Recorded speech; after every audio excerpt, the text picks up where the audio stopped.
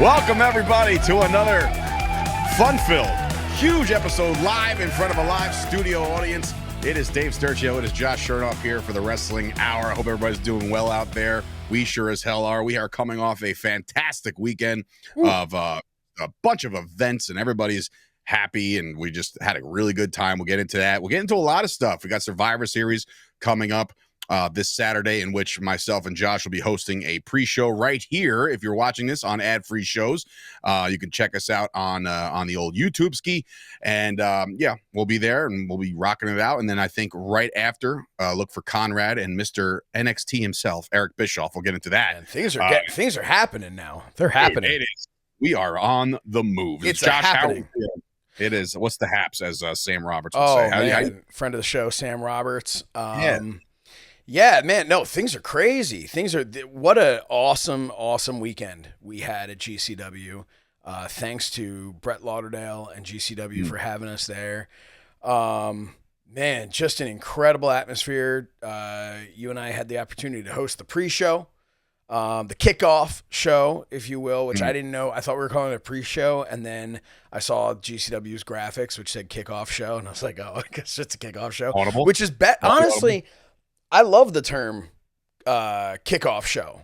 As a sports guy, I love it. Yeah, well, because pre-show is the show going on before the actual show, as opposed to the kickoff show, which is we're kicking off the show. So I like that. It was great. Had some great interviews on there. Sidney Akeem, what a star. You know, I mean, the dude's phenomenal. And then, of course, Marcus Mathers, WWE ID's Marcus Mathers, who just, I mean, then we got to call his match with Tony Deppen, which was a banger, as some people say. It was a treat. It was a treat. But I got to ask you, and Marcus Mathers was nothing but a gentleman. I feel like he was also very like, hey, are you sure you want to do an interview with me? There's so many other people. You know what I mean? Like, just like very humble. You could tell in his demeanor. But he said, hey, listen, let's not talk about the WWE ID. And I bring that up because it's probably something that he's been instructed. Hey, listen, you know, you've been ID'd, but, you know, we'll get back to you with what that means. Josh, do you think that the WWE even knows what that means at this point? Like, you know what I'm saying? Like, there's a couple people on the independent that have gotten this call, have you? But do you think that like the WWE is also kind of like, all right, yeah, we'll call it this WWE ID thing, but we really don't know what's gonna happen with it?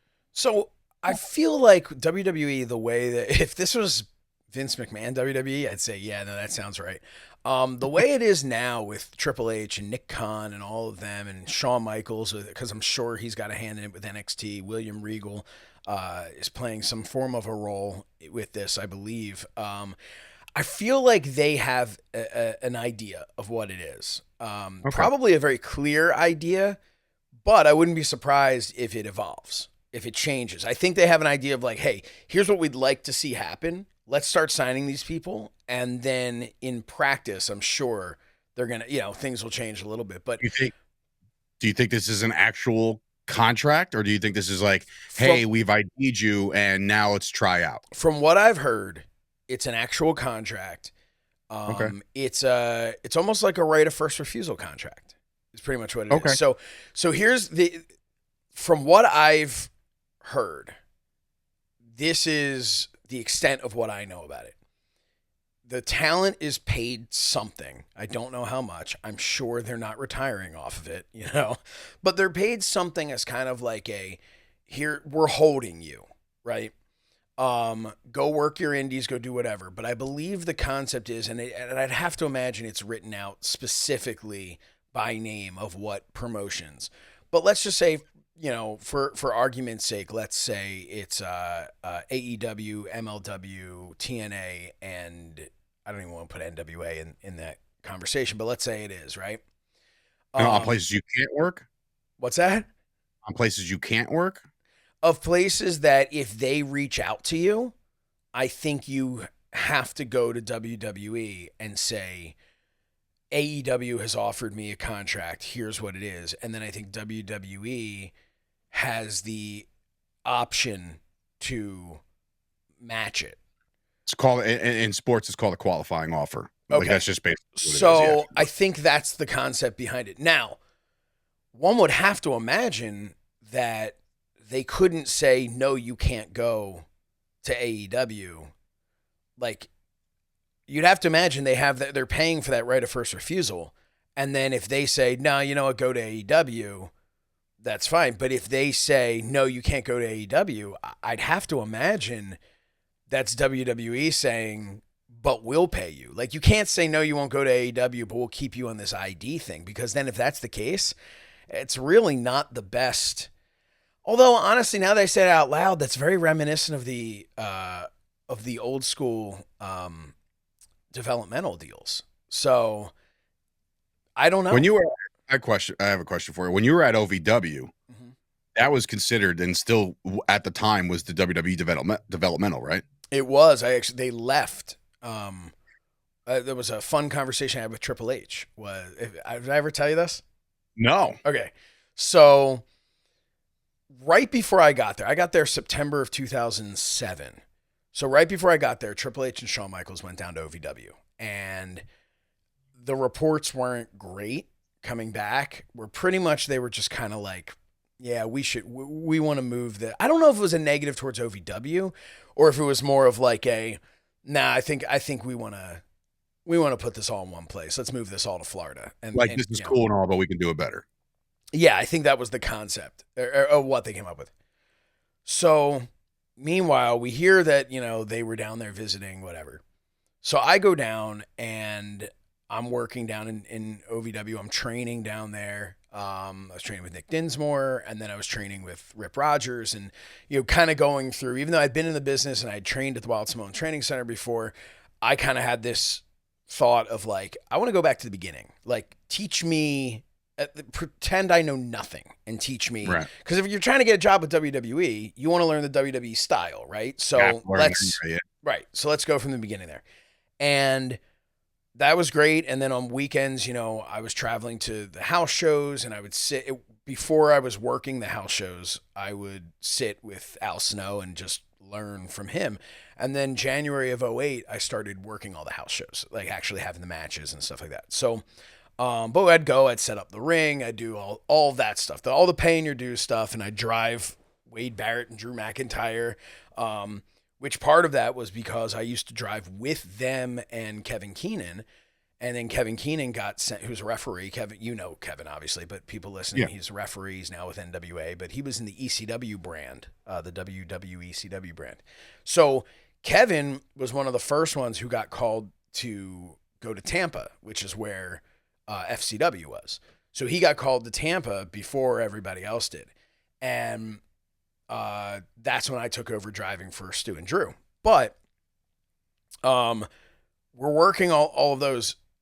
Then WWE comes down in, I want to say it was maybe probably February or so, came down and gave the decree of, if you're not Matt Sydal or 6 feet tall, we're not interested.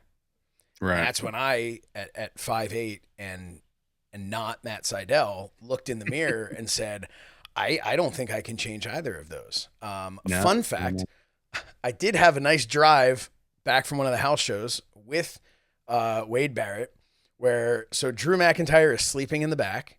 And I know everyone's, you don't sleep, whatever. You sleep. You sleep. Oh, no. He was sleeping in the back and of my little 2-door car, and which was hilarious too. And you've got Wade Barrett's head is touching Drew would be in the back because he would be long ways, like sitting long ways so he could fit in the car. Across, yeah. It looked like a clown car when they would get out. It was hilarious. But so we're driving along and we're talking about this, and I'm obviously kind of, down on this. It's not exactly the news you want to hear. And Wade Barrett, his name is Stu. Everybody knows that. His name's Stu Bennett, but he was actually Stu Sanders back then.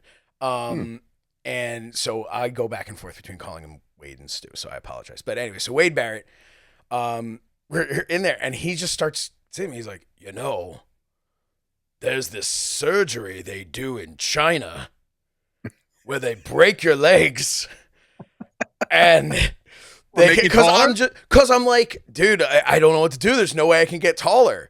And he's legit seriously like, they could break your legs, and then and I'm like, then I'm gonna be hitting the ropes. I'm gonna be running. I'm gonna be like Sid, my first match in there. I'm like, listen, I really appreciate that, but I don't think this is a good idea. But he was serious. Was there ever a path, and this all of a sudden turned into the fucking Josh Shernoff show, but like, I'm curious because these are good stories to tell. But like, for instance, Pat Buck used to tell us all the time that like he was on the smaller side, so that's why he wasn't able to get the call up. Like he had his matches on like things like Velocity and shit like that. You know what I mean? Like the little things here and there. But he was approached once upon a time by Johnny Ace, and he said, what about a referee? Is that something that ever crossed your mind, being that you were smaller on the height, like being a referee? So it's funny. That's what happened with Kevin Keenan, actually. He was at a WWE show to be, he was wrestling. He was, I used to drive him to training at the Wild Smoke Training Center. I taught the kid how to bump, and why he takes such a stellar bump as a referee now. It's all me. And then Johnny Ace came to him and was like, we're not looking, but we are looking for a referee, and like made him get a haircut like on the spot because he had long hair and all that stuff, and that's how he ended up getting his job with them. But no, it never really crossed my mind to be a referee because I was and this is where I made a huge mistake. Like I got injured. I separated my shoulder at a house show, and which is another funny story. Involving Drew McIntyre. Long story short, I separated my shoulder. I continued the match. I won the match with a small package.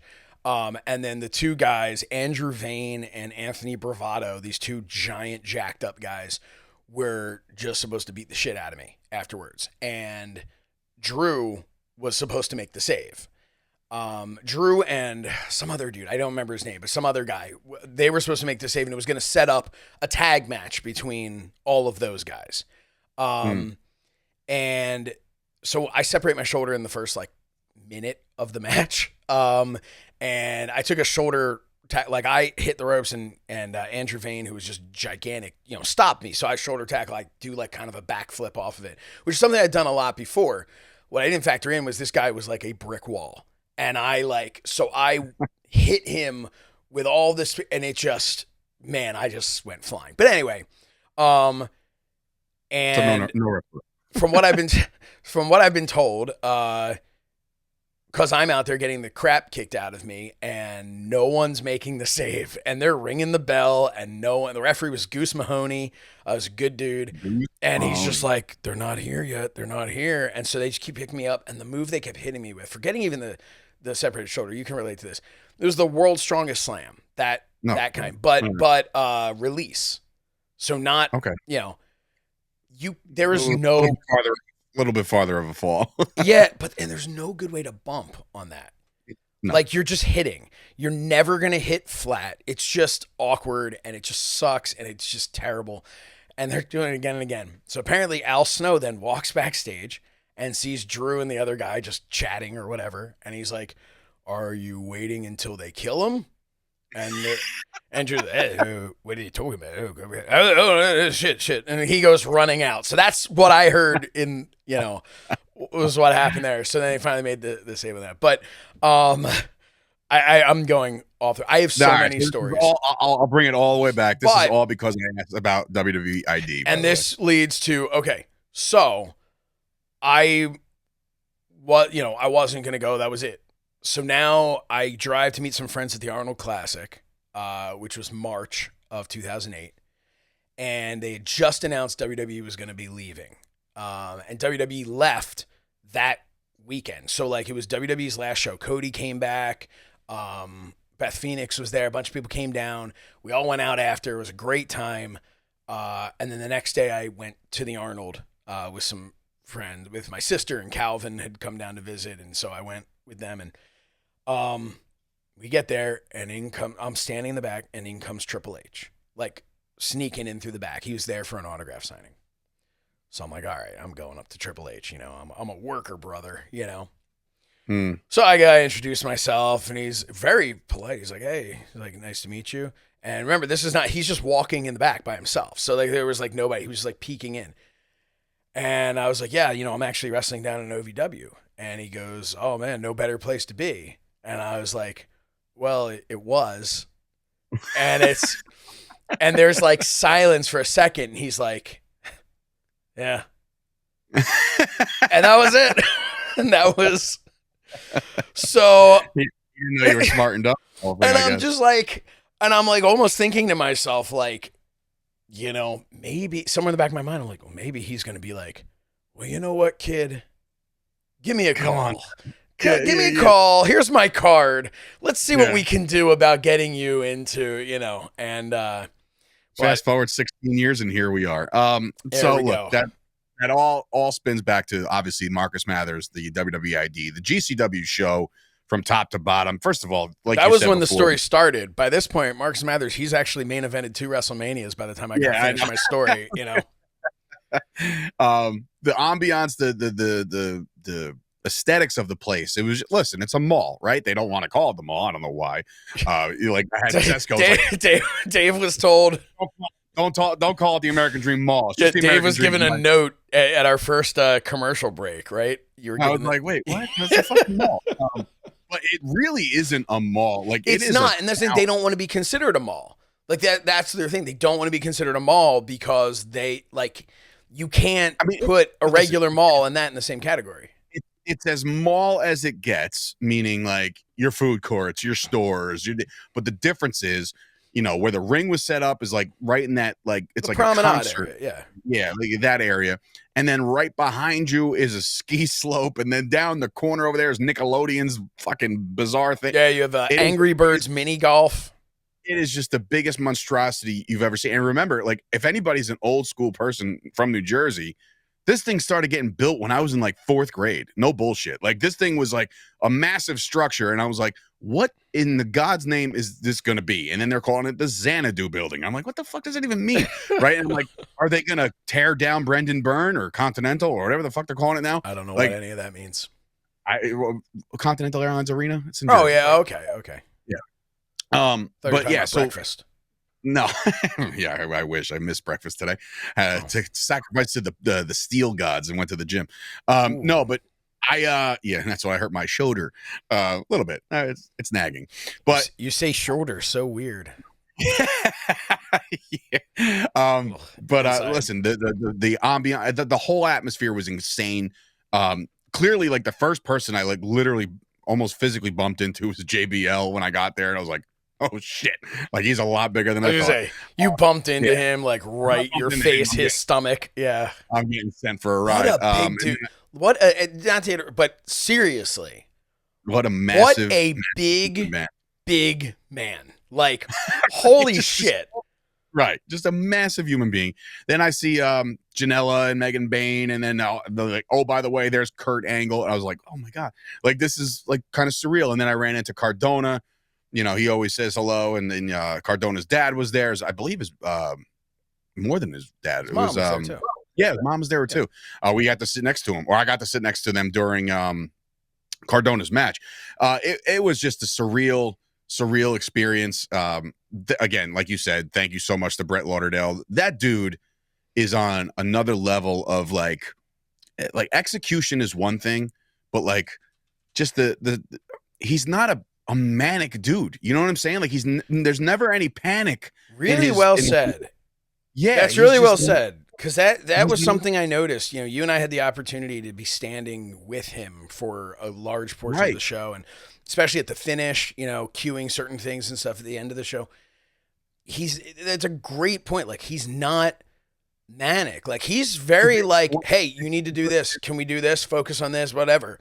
But it's really interesting seeing Brett, because I've known Brett for a number of years, and I know you've known him for years too, but like seeing him in that element, it's incredible. We used to talk at Fight, Mike Weber would always bring up when we would talk about, they would be touting the success of GCW and whatever show happened that weekend and everything. And Weber would just always be like, he runs this whole thing from a cell phone. And like you pointed out when we talked about it, it's not even an iPhone. But I know.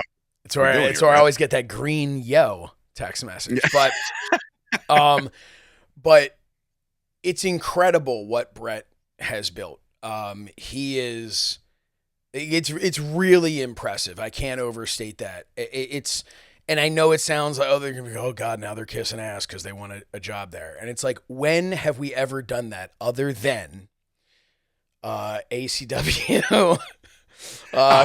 Listen, I will kiss whatever ass I have to. No, seriously though, it's just, I was really, really impressed. I think anyone who comes through GCW, I think there's something to be said, because I, for one, have run 2 shows now. Josh, you used to be a promoter yourself, right? So like, I remember how I felt on show 1, and I get it, it's show 1, but then like show 2, I was the same way. And like show 3 coming up, in February, more than likely, I'm going to still be the same. Like, okay, what's this? But watching Brett do it put me in a different mindset. Like, hey, you just got to surround yourself with the right people that will, like, I'm talking roster, I'm talking behind the scenes, like Chad Minnis. Like, I've known Chad for a long time, and that we have a history of thinking that, Chad was a bad guy at one point. But I watched it back, and I'm like, dude, Chad is also everywhere. And like, he's also spreading the good word. And like, these guys are all a cohesive unit and a team, and it makes it go click. You know what I mean? It makes it keep going. And a shout out to GPW as our favorite guys, our production team. They just crushed it, and everybody's so prepared. But is it like riding a bike? Is it like one of those things where it's like all these reps they've taken? Because they've gone everywhere. I mean, obviously they are a well-oiled machine at this point, Sure. But we say machine, and it's not even a machine. It's just a guy. Yeah, but seriously, but everyone working together, and I mean, GPW Productions, that's a much smaller group than I think people would realize for how it turns out. Those guys, not only did they do an amazing job on the show, as they always do, but the pre-show, we could not have pulled off that pre-show in the way that we did without the kickoff show. My apologies. ever the kickoff show right before that premium live event. That's almost as bad as some schmuck getting on the mic and calling it Fight TV, right? Oh, like that guy. That. Or when that one guy who called out the audience for it sounding like a funeral. That was good. Did at one point. Like, you know what it is? I think that there might be some kind of mindset when you're a fan that's like, ooh, they're live on the air, we shouldn't be too loud. Like, I don't know. Also, you have to remember. Hey, everybody, let's go. We have to remember at that point, they hadn't really sat down yet. A lot of them were still doing the meet and greets and stuff like that. And we were just kind of filming something separate. By the end of it, they were really involved once we had the talent in there. Wrestling fans are a unique bunch anyway. But are they? Now we discuss. Yeah. But no, I was just really, really impressed with the entire show, the entire presentation of it. I'm really excited for the Hammerstein show to see what they do there, because they were, the last time they were at Hammerstein, I had the opportunity to do that was a pre-show, and it was a pre-recorded pre-show. We recorded earlier in the day at the Hammerstein and then aired from there. But to be able to be a part of that and do the interviews, backstage with Moxley and X-Pac and all these, it was so cool. But the show was not well received, and I feel like they have leaned into that now with the Hammerstein show. Like, they're straight up, like, their entire gimmick of the show is they've all been taken to court and found guilty as charged for not putting on a good show. I don't know which production company put that together. Maybe GPW. I'm not sure. I don't want to call anybody out, but my God, like, this is independent professional wrestling. The promo they have that's pinned to the GCW, if you haven't seen it yet, it's pinned to the GCW Twitter account, X account, whatever. It's one of the best things I've watched. Like, on a low, I say low budget, but it's not. You know what I mean? Like, it's so well done, and everybody gets that little tiny chance to shine. Even I'm talking everybody. And what's funny is there's a couple people. This must have been filmed a little bit farther back, unless there's a chance of a comeback. But I'm pretty sure I saw. What the hell? I'm drawing a blank now. He was booked for us, and then he got hurt. came up with Casey Navarro. Wow. Whatever. I'm drawing a complete blank. But what I'm saying is everybody had a little bit of something in there. Even the demeanor of saying guilty, like one word, they got to put their character spin on it. Like GCW had a home run, grand slam with this absolute crusher Not of to a be promo. confused with Grand Slam, the AEW show.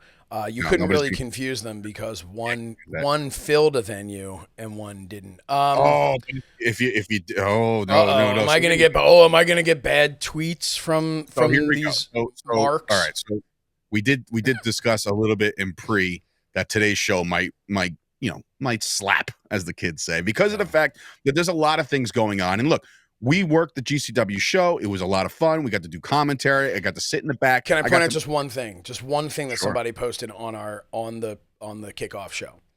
A comment on the kickoff show, which all the comments were excellent, save for I think there was like one guy who was like, "This sucks" or whatever, right? Which was right below somebody else who was just like, "This is so awesome. I love these guys. Their chemistry is fantastic. I wish there was more of these." And I was like, "This sucks." But in which I replied to him. I said, we'll try to do better next time. Yeah. I'm always like, hey, can you guys send me like a link to your kickoff show that you did for GCW so I can see, just learn from the best. But what I do want to say is now I've totally lost my train of thought. Good. My CT is kicked in. No, but if it comes back, just raise your hand like a professional. But no, listen, the GCW show was incredible. I thought we did really good. And then I listened back to our first match, and we called it with a legendary voice. Thank you. That has been not you. Oh. That has been in this industry for so very long, and Dave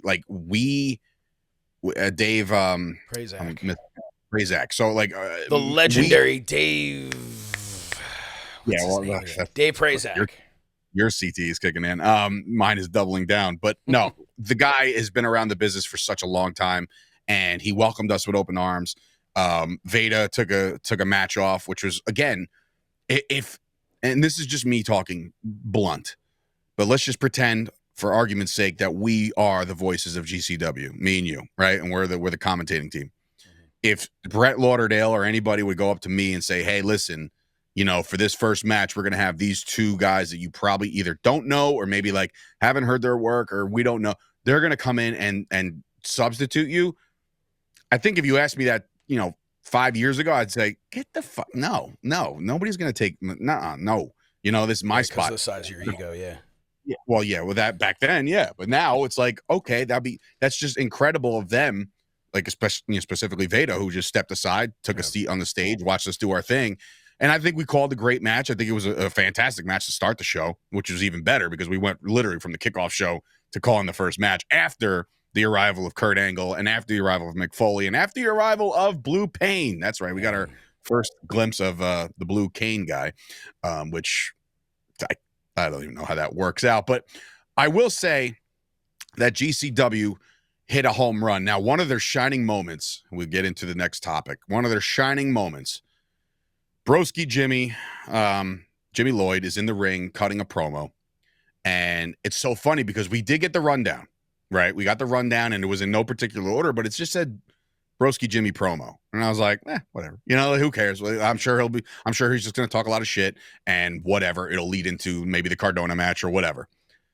All of a sudden we hear this familiar theme song and we're like, and again, I say that loosely because a lot of the AEW theme songs, I don't have a clue as to who you are unless I see your name on the Tron, because music over there's been guys that have been there for a year and have changed their song 3 times. But I knew this song and I'm like, wait a minute, like what is this? And then I'm standing right under the escalator and the video is being shown. You can see my dumb head like looking up like a kid in a candy store, like, and in come Ricky Starks, AEW's very own Ricky Starks. And I was like, oh my God, like we haven't seen this dude in a long time, right? And here he is to kind of rain on the parade of Broski Jimmy, right? And he gets in there, does his thing, gets on the mic, cuts a promo saying he's in the prime of his career. He's ready to rock and roll. He's here at GCW. So now the crowd is like, okay, like what the hell did we just witness? And then right away, you see a promo thing flash up because Cardona comes out after he leaves, comes out and says, "What the hell's he doing here? He's a fake independent guy, blah, blah, blah." And all of a sudden, you see the graphic. It's Cardona slated to go against Ricky Starks. Now, to me, as a GCW guy, as a fan of GCW now, more recently than ever before, but like now I'm like, oh shit, this is great. They're feeding, I didn't say feeding, but Cardona, who's one of their top guys, is going to get one-on-one with Ricky Starks, and we're like, let's fucking go.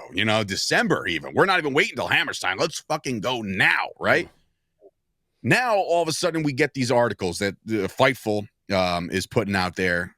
They, per source, they're putting out this thing where Ricky Starks was pulled by AEW off of GCW shows, which included not only December, but January and another event after that. So apparently it was a 3-match deal type thing, right?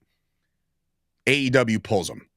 And now we're all trying to figure out, wait, what? We see, for guys, like Moxley was at Bloodsport the next day.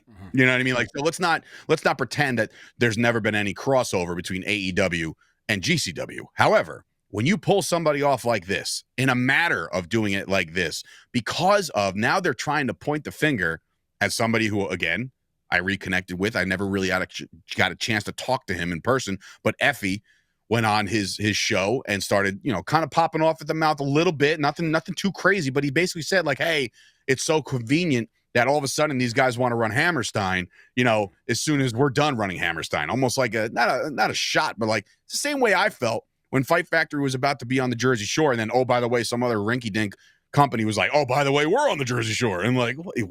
What you're capitalizing off a big moment.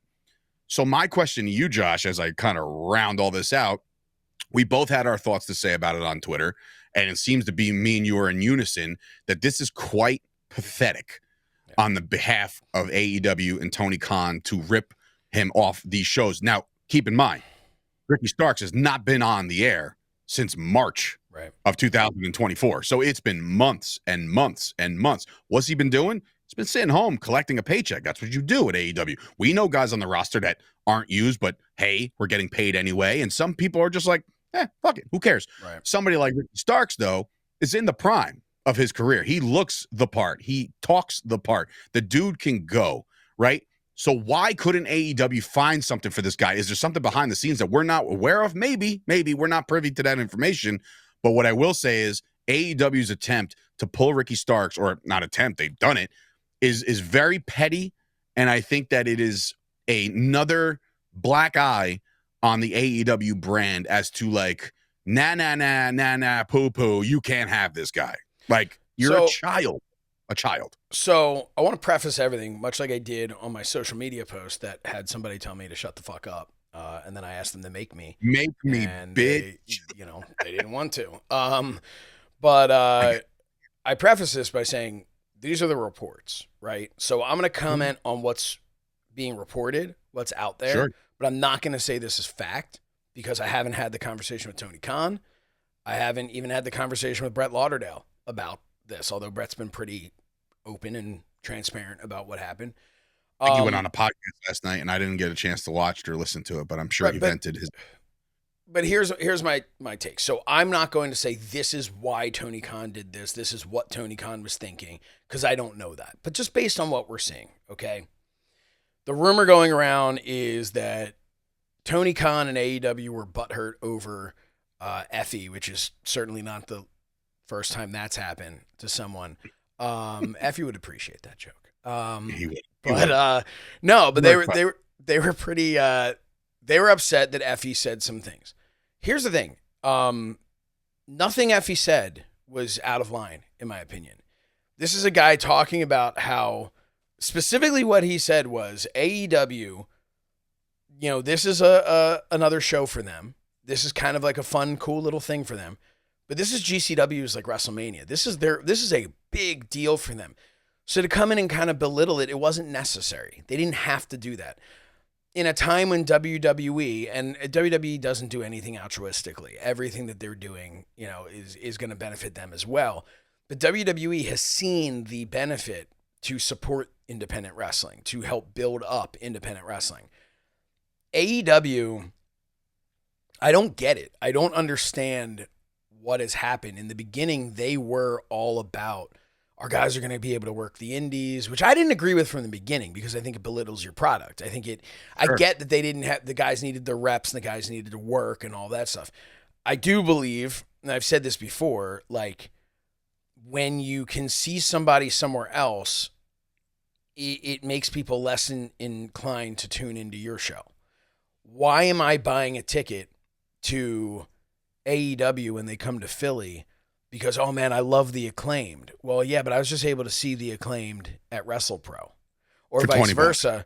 Why am I going to see the Acclaimed at WrestlePro and spend money to see them or spend money to buy an event, on whatever streaming service when I can watch them for free on AEW? It doesn't work. And that's a whole other business thing in AEW. I mean, we could spend a long time dissecting the business decisions. But to me, pulling him from those events, I don't think it had anything to do with Effie. I don't think it had anything to do with what he said. I think that there's enough stuff said by everyone, everywhere, at every time. Like, why would you be punishing Ricky Starks? Like, right. There's definitely some sort of heat with Ricky Starks. And I think maybe this comes from Ricky Starks' stuff he had to say on Van Vliet's podcast this past week. Like, I don't know. I don't know what it is, but I think that clearly AEW has some sort of issue with Ricky Starks. They renewed his contract. They took the option on his contract to pay him until the spring of 2025 so he can sit at home. To me, I get they're doing this with Lucha Brothers too. I get the concept of, hey, you're ours. We're not going to go let you go to our competition. Why? Because look what happened every other time they've let somebody go. Look at CM Punk. Kind of, that hurt them a little bit, AEW, by letting him go. This is GCW. This isn't WWE. But look at everything.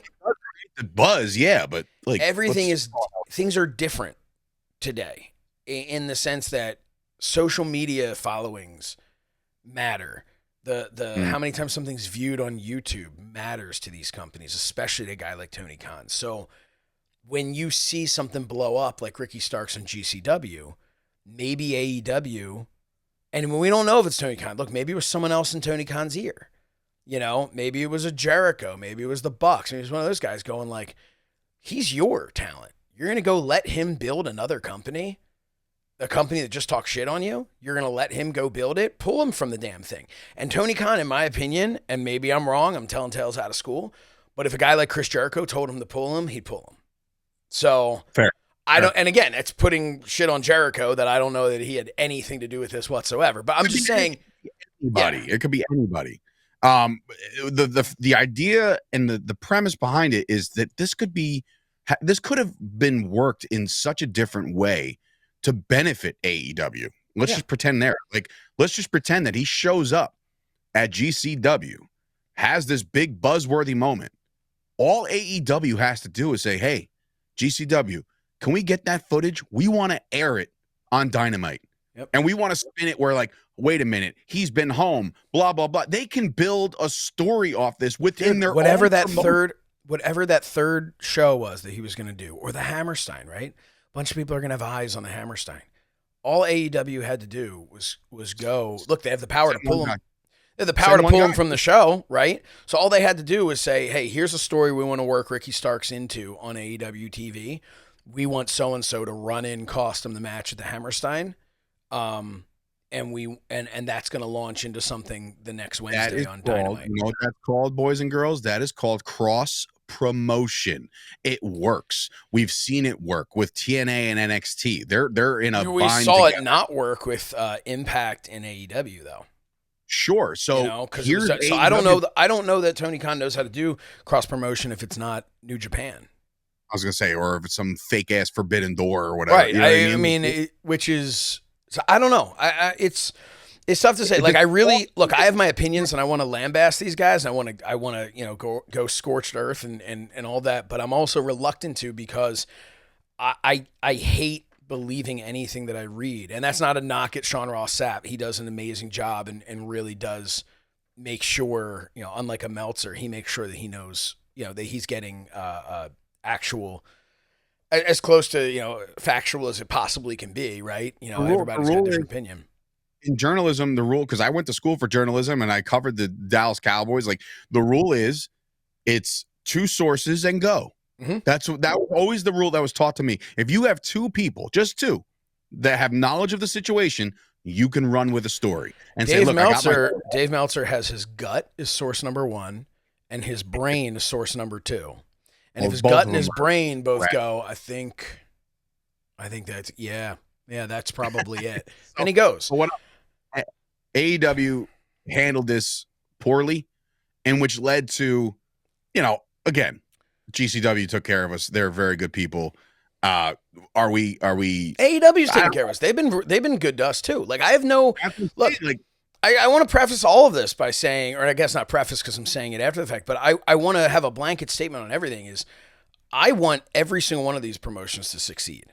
I want them to be. I would love a world where AEW, where people are like, dude, they might not be WWE, but holy crap, man, if WWE slips once, AEW's going to eat their lunch.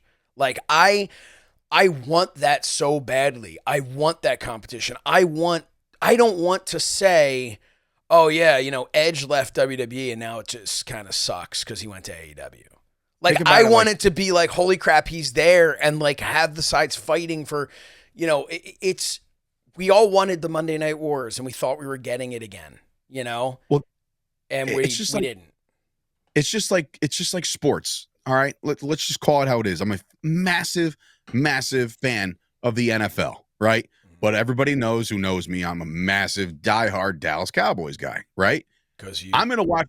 I know. I'm gonna watch the Cowboys on Sunday. Right, I do. On Sunday, I'm gonna watch the Cowboy game.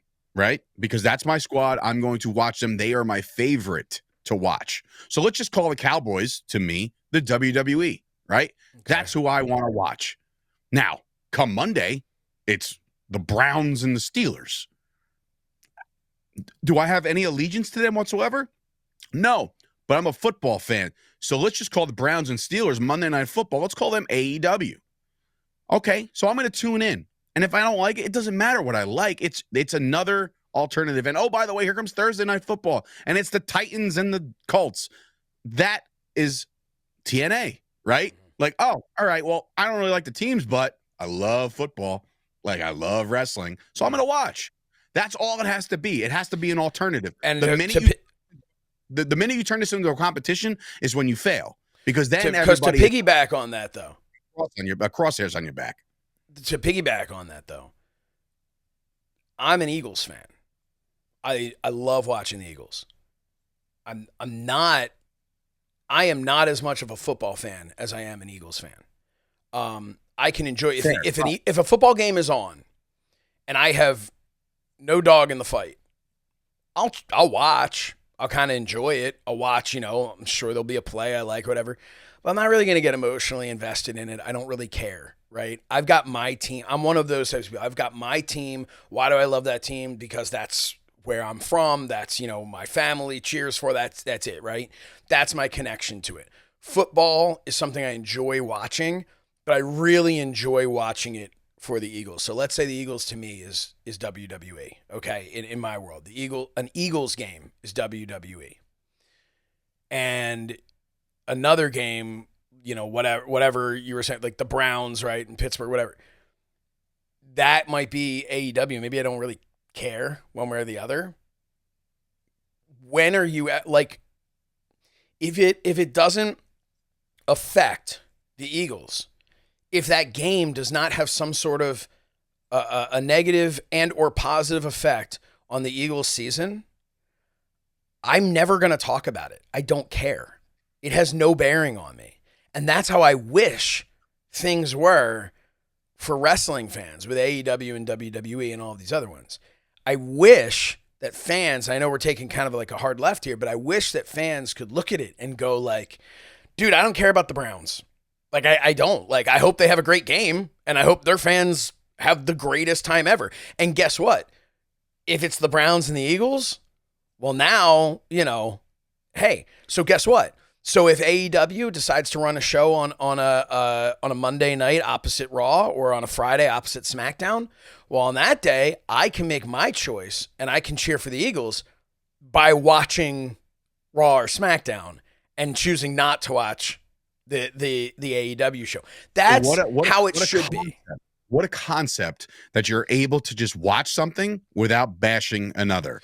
And what I did yesterday on Twitter is that somebody put out something about how, the Ricky Starks thing. And they're like, this means one of two things. One, we're going to get Ricky Starks back. And two, and they called GCW a shindy. And I'm like, are you out of your like, just based off of one show that I got to attend and work, I can tell you right now that these guys are leaps and bounds better than any other independent wrestling show that I've ever been a part of or watched. Okay. And this even like goes to like later Ring of Honor. Like, I'm talking like it's that damn good. And I want to say that, I said like how, that's kind of moronic to call this a shindy. And then the AEW fan base kept up for this guy, or, their ears perked up and they're like, ooh, here's one. We could destroy this guy.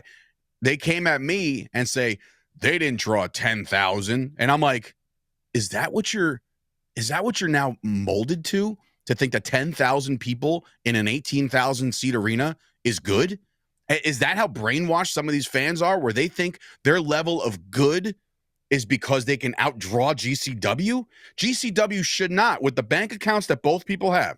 AEW's got Khan, GCW's got Brett Lauderdale, or maybe they got something else going on. But like what I'm saying is there's no comparison to what one company could do to another. So for you to flex 10 grand and then somebody who's like 70,000, so he's referring to Wembley. And I'm like, dude, if GCW decided, hey, I'm going to go to Giant Stadium arbitrarily, Giant Stadium that holds 70,000 people, right?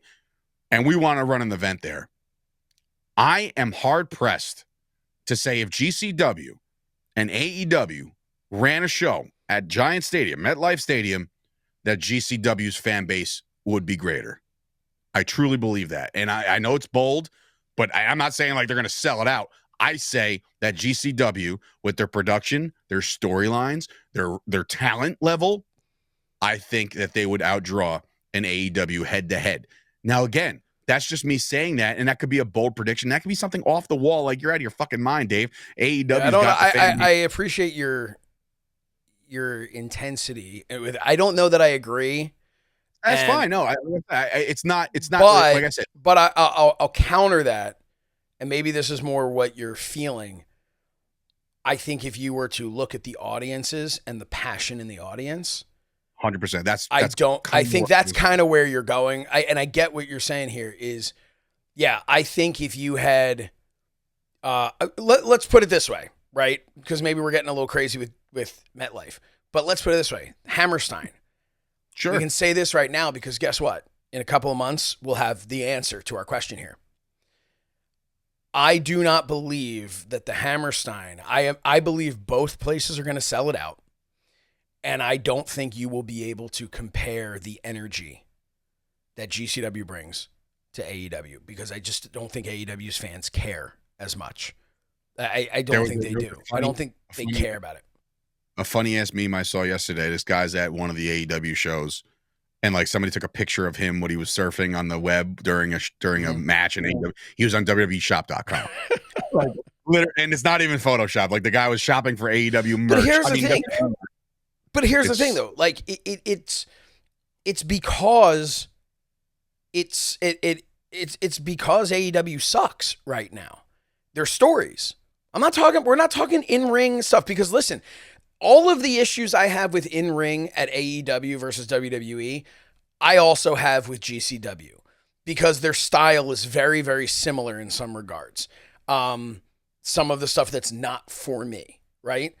But what I don't care for in style, GCW has in story. Mm-hmm. They have made every single thing that they're doing matter. AEW has made everything they're doing not matter. They've gone overboard with like, not like, and this is what I had said in my tweet before, and I just remembered the other thing that I was going to say. Remember that completely escaped my mind? Yeah. And this was fun. So I'm going to take, before I forget, I'll take this little side road here. Somebody commented on YouTube on our kickoff show, right? Mm-hmm. And I loved it. They commented, I'm sorry, not on the kickoff show. They commented on the wrestling hour. And they said, I just saw you guys on the GCW show. I thought you guys were just a couple of big marks. The dude, I loved just the way it was phrased and everything. He was just like, wait a minute. These guys are not just two random guys on the podcast. Like, they actually work in the industry. Like, they're actually connected in some way. They're not just fans talking out their ass. Which, listen, a lot of the time we are just fans talking out our ass. So let's be fair. But I thought that was just phenomenal. It was like, yeah, no, we've kind of, we've been here for a cup of coffee. We kind of know a little bit. Not much, but a little. But no, just generally speaking with GCW and AEW, going back to the Ricky Starks thing and everything, we'll see how that all unfolds. Does Tony Khan have the right to pull him from whatever? 100%. Has the legal right. He can do that. We had people pulled from the first Wrestling Showcase show that we did. Tony Nese was supposed to be in it, managed by Mark Sterling. I don't remember who else. There was someone else too, but I remember Tony specifically because we even had like a promo thing during StarCast for that match and everything. It was really. Well, didn't one of your main eventers get pulled too? Well, that was Killer Cross. Got pulled from the tournament because he went back to WWE. But but Tony Nese and Mark Smart. Mark Smart was a great guy that I worked with back in the TWF. But Mark, by the way, fantastic at what he does. What's that? Also, Smart Mark. It's a Smart Mark, by the way. He's fantastic. Great dude. He's so good. Those guys were pretty much told they weren't. I shouldn't say they were pulled. They were told, and I saw the messaging of like, I'd highly recommend against it. I don't think Tony would be really happy with you guys working this show. And what really pissed me off about that was it was twofold. One, it really pissed me off because they weren't working anywhere else at that time. They weren't booked on AEW. They're in the same city, by the way. Like, we were in Chicago. So it wasn't like, and we had an afternoon show. So it wasn't like, it didn't even conflict with an AEW show. And then they didn't even work the AEW show that night. Like, it was, and then whatever. The bottom line is, I get it. It's frustrating. It's annoying. This one feels like it was done out of spite. It feels inappropriate. Don't let the guy make the appearance. But a lot of that also feels like they probably didn't even know he was making the appearance. I feel like someone got in Tony Khan's ear and was you can't let this happen. Yeah, I was going to say that. I don't think this was ran by Tony Khan. I don't. No, and I think somebody got in Tony's ear and was like, Tony, you can't let this slide. You can't let this happen. And it sucks. Whatever the case is, it's bad business. If this was done because of a personal issue, bad business. Don't mix business and personal. If this was done because, oh no, we had major plans for Ricky Starks and we were about to bring him back and now this kind of killed our whole momentum, whatever, pivot. Because all this stuff, let's say that's legit.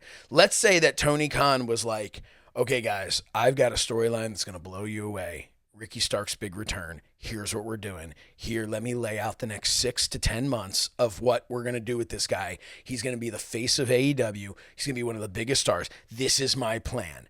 And then he shows up and does the GCW thing because it flew under the radar and they didn't know. And Tony kind of go, oh my God. Which, by the way, none of that happened. But let's say that did, right? And all of this came from a good-natured place. Pivot and change your story or do whatever, because as I X'd about earlier, they are working overtime at AEW to remove any last shred of goodwill that company has. Eric Bischoff was on here a couple weeks ago talking about the goodwill, talking about how they've lost the goodwill with the fans. To do something like this, AEW somehow managed to be run by a billionaire and feel like the underdog because they were facing WWE. Now, Vince McMahon's gone. Triple H is in there. The company is sold to Endeavor. It's bigger than it's ever been. Yet somehow now AEW has become the angry, bitter billionaire who's going to do, and I don't think that that's true either. I think Tony needs a break. I think Tony needs to, I think he needs to stop listening to some of the people. I don't think he surrounded himself with the best people. He has a bunch of yes men. And speaking of yes men, there's one story that I had about Pat Buck. Jesus Christ. Well, he works there. I don't think he's fighting with Tony. No. So fun fact that Pat probably doesn't even know. Pat Buck got his big breakdown in OVW because of me. And here's how. So is he gonna admit to this story if he hears it? Absolutely not. But it's true. And you can ask Rob Conway. I know for a fact that Rob Conway was very close with Pat, along with the Ryback. Yeah. So Rob Conway came to me and said, "Hey, I'm looking to do this thing where I want to bring this guy in. He's kind of like, I want to like take him under my wing and kind of like mold him after me. And we'll be a team and we'll do all of that stuff." He's like, "Would you want to do that?" And I said, "Yeah, that would be great. That would be awesome." And then WWE chose to leave. And Rob's like, I'm still, if you're good, I'm still, planning to do this if you're good. And I'm like, I think so. And then I decided I don't want to continue to pay to live in Kentucky for a place that's not WWE developmental anymore. I'm going to move home. And I told Rob, I said, "Listen, man, I really appreciate everything, but I'm heading home. I'm going to be heading back to Pennsylvania." He completely understood. And next thing you know, Pat Buck is Rob Conway's. What? Yeah. So Funny. Now, for all I know, Rob started talking to Pat Buck and then goes, "Oh, crap, man, I already agreed to it with that other dude. Shit, what am I going to do?" And then I come to him and go, "Hey, I'm going home." And he goes, "Oh, shucks," and goes back to Pat and goes, "Great news. We got rid of this guy." So I don't know. I'm kind of jest about, that he has me to thank. But it is a funny thing that, man, the shape I could have been in. But anyway, regardless. Oh man. So anyway, so that's obviously the Tony Khan stuff, the GCW, Ricky Starks, all that stuff has basically taken up this entire episode because that's kind of where. Let's do another hour. No, right.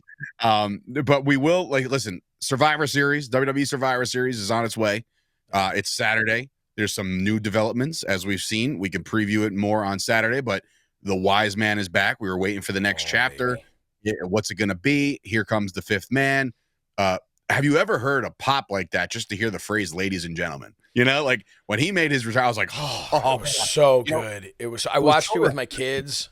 They it was eyes wide. It was so good. I've seen so many things online though, like the fact that he's wearing what Solo was wearing, the red shirt and everything. It was interesting. Also, if you notice, he winked at Jimmy, and Jimmy gave him a head nod. Once CM Punk came out, that's what Paul Heyman winked at him, and because I think Jimmy has been calling the shots on all of this. I think Jimmy is trying to piece this together, but some people are wondering, does this mean Jimmy is actually going to be, are we maybe going to get a third branch of the bloodline that maybe Jimmy is, maybe they're going to boot Roman. I don't know. I don't know how I feel about that, but listen, the 5-on-5 War Games men's match, we'll get more into it on Saturday, but it is, I don't want to say, for me, and this is just a personal preference, I've never been a huge CM Punk guy in the beginning, where like all the allure and his, promo that he cut with all the bullshit on the stage, right? And you're like, oof, that's crazy, right? Like, I can't believe that just happened. And then like around there, I really liked him, but somewhere along the line, I was like, okay, I don't really get it now. And of course, I was blocked on Twitter by him, but that's another story for another day. But the announcement that he was the fifth, it leads me to believe that there's something else that's going to happen at the end of this show, right? Like, I can't imagine, like, so CM Punk gets to come back and Drew, that whole thing is done now, right? Like, let's think about this. Like, also, who's not on the card at Survivor Series? Who is not booked for Survivor Series? Cody, right? Cody Rhodes. Cody Rhodes is not booked. The WWE champion does not have a title defense. They're saving it for Saturday night's main event, where it's him and Kevin Owens, right? But like, still, which is going to sell and it's going to be fucking fantastic. But like, how does he not involved somehow? How is Kevin Owens not involved somehow? How is you telling me Randy Orton's going to be out for that much longer? Like, I think Orton's going to come back. There's so many moving parts to this that's exactly what they wanted. They wanted you and I and the rest of the wrestling universe to look around and say, wait, like, the Punk thing was cool. He comes in there, you see Roman, he's kind of like, all right, dude, like, I remember back, I'm old enough to remember where CM Punk said that Roman Reigns couldn't move the needle, right? Does everybody just forget about that? Like the fact that he called him out and basically said, like, yeah, whatever they got going on with Roman Reigns, it doesn't really move the needle. Like, yeah, it fucking does. In fact, they made a t-shirt about it, so it's really crazy how this all came full circle with Paul Heyman, guys. And I'm still holding out hope. They mentioned him for Brock Lesnar. They mentioned him again. I know. I'm still holding out hope. I'm a big Brock mark. It's just the way it is. I don't know why. It's just the way, he's one of my favorite athletes, right? Even in UFC. But I still feel like there's a little bit of, like, the door is not slammed shut yet on that theory. But it's going to be an incredible event. We'll get into it. We'll close with this. And I ask you this question, Josh. What in the hell is Eric Bischoff doing with NXT? Like, what is going on there? Out of nowhere, friend of the show, Eric Bischoff, the legend that is, all of a sudden shows up on NXT on the Tron, and then all of a sudden he also says, I'll see you guys next week. So all that talk that he said, like, I love it here. I love my house. You really got to pry me from my house. I love it here. Bang, you are in Florida at NXT next week. What changed, Josh? What changed? Maybe he's taking his grandkid to Disney World or something. Just calls up Triple H. Hey, once upon a time, when on my show, So Says Shernoff, I had Wade Barrett on. He hadn't been in WWE in years. And then all of a sudden, right after being on my show, bam, got the old Shernoff bump, right? Gave him the old Shernoff bump. Then I had this young kid, Christian Cage, on my show. We're talking. He's retired, dude. He can't ever come back. What happened shortly right after he was on my show? Christian Cage returns. Old Shernoff bump. I'm not suggesting that the Shernoff bump can go between shows, but perhaps it's not just exclusive to So Says Shernoff, and perhaps when you take a guy like Eric Bischoff who really didn't want to leave, but you combine the Shernoff bump with the Sturchio bump, whew, I was enough to get him to the next level. Hey, I'm wondering though, the thing that jumped out to me at first was, isn't he doing this with MLW for one night only? And don't MLW and WWE have themselves a bit of a situation between? Do you really think that if Triple H was like, hey, Eric, I know you got this MLW thing coming on, but how would you like to go to NXT? And Eric's like, yeah, all right. Yeah, I don't know. So I don't know if, it's just interesting. And again, we talked the hypotheticals when he was on the show, and we said, like, hey, man, how much money was it going to take? Like, if they back up the brick, like the whole truck into your driveway and just pour out money. Well, that was for him to run AEW, not to come back and do an on-air appearance. Yeah, but again, like, I guess I didn't get the full context, But like Trick is out there doing his thing. Trick Williams, he's the. I think he's going to be like the GM for the night type deal. I think he's coming cool. in to be the guest GM. Regardless, regardless, it's awesome to see Mr. Bischoff back on WWE television, whether it be NXT, Raw, SmackDown, whatever. The world needs more Eric Bischoff. Hey, one last thing that I want to say before we go here. We want to wrap up. I just want your quick thoughts. Women's Intercontinental title. Love it. Me too. I think it's phenomenal. I think it's long overdue. Long overdue. Because you know what it is? There's so many talented women on both rosters. It's almost a shame that there's only one champ. You know what I mean? Yeah. Like there's only one Nia Jax. There's only one, I'm cool with there only being one Nia Jax. You know what I'm saying? Yeah. There's only one champion to chase on SmackDown, one champion to chase on Raw. And I think this gives that workhorse undercard feel. Like the thing when you think of Intercontinental Champion, here's a clip of the day. When you think Intercontinental Champion, who's the first person that comes to mind? Go. Mr. Perfect. Mr. Perfect, dude. Same here. And it's weird because like there's been 1,000. I mean, you can think, obviously you start rolling, you got Shawn Michaels, Bret Hart. Yeah. Ramon. But Mr. Perfect. Mr. Perfect. And that's crazy because there's going to be a woman Mr. Perfect, Mrs. Perfect, I guess you could call it. Like there's going to be somebody that's going to really say like, hey, we know that this one's the champ, but I'm going to show you why I'm the hardest worker in the room, and they're going to reward me with the Intercontinental Championship. Yeah. So spoiler alert, I think the Women's United States Championship, foregone conclusion. Chelsea Green.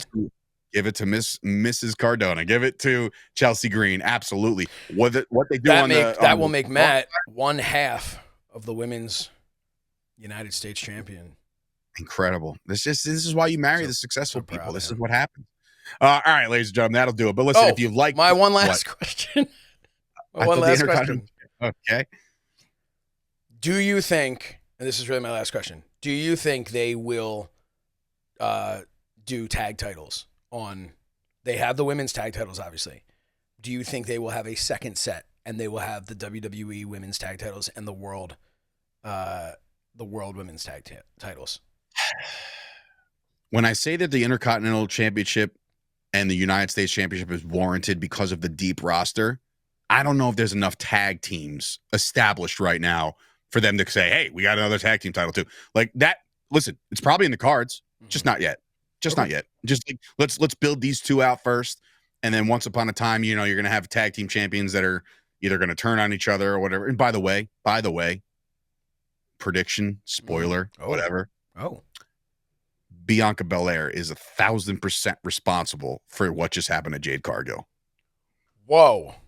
Holy. You heard it here on the Wrestling Hour. She's going to be twirling her fucking hair, and she completely turned on her partner. Oh, myself. I can't believe that. That's going to be one of the That's going to be one of those things where, oh man, one of my favorite promos ever, where Shawn Michaels gets jumped in the back, put through the fucking glass window, and there, and he's like, "It was you, Hunter," right? And you can just feel damn right it was me. You got a little smirk. Like, SummerSlam, like, dude, that I'll be ready by say SummerSlam before the cross-eye, which is great.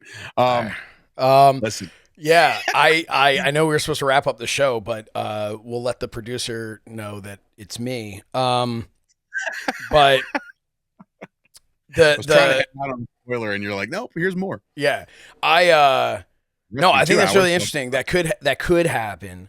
I'm really curious to see what they like her as a heel, like how that would work. Because I know that she's like the fans love it and they bought the fucking hair and like I get it, but that would be a little bit of a kick in the ass. And if not so much, maybe she joins her husband and that team. You know what I mean? Like, and have this little get rid of this kayfabe or whatever her name is. I don't even know who she is. Yeah, get rid of her. Be like, I'm the baddest. Blah blah blah. Like all that shit. It can happen. It could work, and we'll find out. But you have to tune in to Survivor Series and WWE programming to find that out and what we will be doing on Saturday at 5 o'clock across two platforms. You have the MyFandom YouTube channel, the Ad-Free Shows YouTube channel. We're going to be simulcasted and covering Survivor Series match by match, and it's free, guys. It is free for you. It's live, and we will be interacting with you. So if you are sitting there right now going, God, I really want to tell these guys to go fuck themselves. You can do that. Do it live. You can do and live, then and then deal with the consequences. Yeah. Name that movie. But yeah, so that'll do it. It'll be a fun show. Enjoy the rest of the week. Survivor Series, one of the core 4 of the pay-per-views, the big 4, goes down this week. And look, I don't know if I haven't checked it out in total. I saw 2 different clips on WWE socials, but they released a 9-minute video of the behind the scenes of CM Punk's return. I want to go check that out because we're a year to the day of that. I want to congratulate our friend Dave LaGreca and Bully Ray for doing their thing last night at the Gramercy Theater in New York. It was from what I saw and what I hear, I think it's pronounced Devon. No, it's Bully Ray. No, and Devon. No, and Dave LaGreca. Oh, so, I just thought that was I thought that was Devon's like middle name.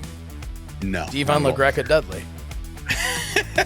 That'll do it for Dave Sturchio, Josh Shernoff. We'll see you guys Saturday for the kickoff show to WWE Survivor Series. Good night, everybody.